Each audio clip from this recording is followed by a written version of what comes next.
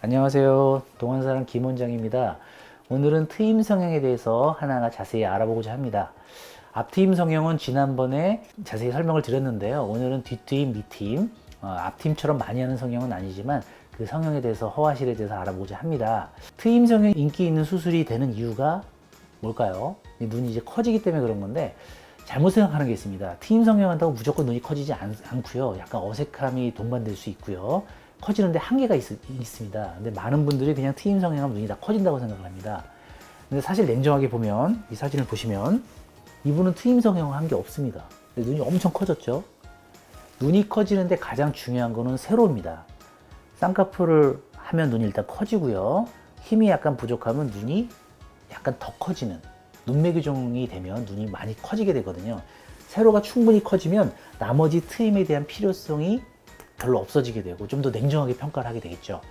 쌍꺼풀과 마찬가지로 앞트임 성형은 피부 수술입니다. 그러니까 피부가 덮여서 눈을 작게 만든 거를 노출시키는 수술이기 때문에 앞트임과 쌍꺼풀 수술은 그렇게 무리가 되는 성형은 아니지만 뒷트임, 밑트임 성형은 눈의 그 타고난 그 눈 모양 구조를 바꾸는 수술이거든요. 그렇기 때문에 무조건 너도나도 하는 그런 수술은 아니고 적절한 그 적응증을 잘 찾아서 진짜 적응증이 맞다면 정말 큰 효과를 낼 수 있는 수술이긴 하지만 수술 자체가 조금 어렵고 공격적인 수술이기 때문에 그런 나쁜 점도 있을 수 있다라는 점을 좀 염두에 두시고 오늘 얘기를 좀 들으셨으면 좋겠습니다. 네, 뒷트임 성형은 먼저 용어부터 우리가 다시 한번 생각을 해봐야 되는데요. 제가 앞트임 성형은 몽고주름 제거술인데 이름을 그렇게 짓다 보니까 그렇게 자꾸 굳어진 그런 특성이 있었다고 지난번 영상에서 말씀을 드렸었거든요. 뒷트임 성형은 이쪽이 앞트임이기 때문에 바깥쪽임에도 불구하고 뒷트임 성형으로 이름을 그냥 붙여버렸어요. 엄밀히 말하면 이름이 잘못됐죠. 안쪽 바깥쪽이지 여기가 왜 뒤가 될까요? 말이 안 되죠. 그런데 실수가 실수를 낳아서 결과적으로 이름을 잘 짓게 됐는데요. 그 이유가 뭐냐면 뒷트임 성형 부작용으로 눈이 이렇게 외반이 된다든지 바깥쪽이 빨갛게 되는 그런 현상이 잘 생기거든요. 그 생기는 이유가 바깥쪽으로 이렇게 커지다 보면 안구가 군데 커지다 보면 여기가 컨택이 안 돼서 약간 이렇게 피부 조직하고 안구랑 따로 놀게 됩니다. 컨택이 되지 않기 때문에. 그래서 힘이 없어져서 이렇게 눈이 이렇게 뒤집어진다든지 상처가 이렇게 심하게 구축 현상이 생기든지 그런 현상이 생기는 거거든요. 그래서 요즘 하는 뒷트임 성형은 그냥 가로로만 가는 게 아니라 안구를 따라서 이렇게 컨택이 되면서 이렇게 커지는, 그러니까 이 방향으로 눈이 커지는 게 뒷트임 성형입니다. 결과적으로 바깥 방향과 뒤로 가는 방향이 섞여서 눈을 커지게 하는 그런 성형이라고 할 수 있거든요. 그래서 결과적으로 볼 때 뒷트임 성형은 실수와 실수가 만나서 이름을 잘 지은 그런 성형이 됐다고 볼 수 있습니다. 그럼 여기서 또 이제 밑트임 성형이라는 게 등장을 하거든요. 뒷트임까지는 들어봤는데 밑트임이 또 나옵니다. 왜 밑트임 성형이 등장할 수밖에 없는지는 뒷트임 성형이 좀 결과에 노력한 만큼 결과가 안 나오기 때문에 그렇습니다. 뒷트임 성형이 굉장히 큰 수술에 가깝고요. 굉장히 공격적으로 하는 수술인데 뒷트임 수술을 하는 사람은 목적은 두 가지입니다. 눈이 커지기를 원한다, 아니면 눈꼬리를 좀 내려서 순하게 하고 싶다. 이 두 가지가 뒷트임 성형하는 사람의 목표거든요. 근데 눈꼬리가 요 끝에만 높은 것만 눈꼬리가 높은 게 아니라 눈 슬로프가 이렇게 바깥쪽을 향해서 이렇게 업이 된 사람이 보통 눈꼬리가 올라갔다고 얘기를 하거든요.